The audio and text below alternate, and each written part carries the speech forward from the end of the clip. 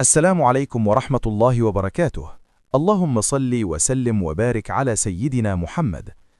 أهلا بكم متابعين الكرام، وما تنسوش الاشتراك في القناة وتفعيل زر الجرس علشان توصلكم كل مواعيد المباريات أول بأول. معانا مباراة قوية جدا في الجولة 27 من الدوري الإسباني، سيلتا فيغو vs ريال مدريد. الموعد يوم الجمعة 10 مساء بتوقيت القاهرة، 10:11 مساء بتوقيت السعودية، 9 مساء بتوقيت المغرب. المباراة هتتلعب على أرض سيلتا فيغو، ملعب بالايدوس. القناة الناقلة عبر شبكة BN سبورتس، الناقل الحصري للليغا في الشرق الأوسط. حماس المباراة وصراع الصدارة.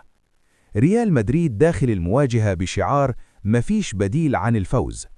الملكي بيصارع بقوة على صدارة الدوري في منافسة شرسة مع برشلونة.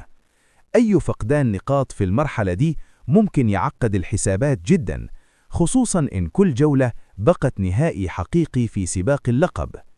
أما سيلتا فيغو فعلى أرضه ووسط جماهيره هيحاول يستغل عامل الملعب ويعمل مفاجأة تقلب الموازين.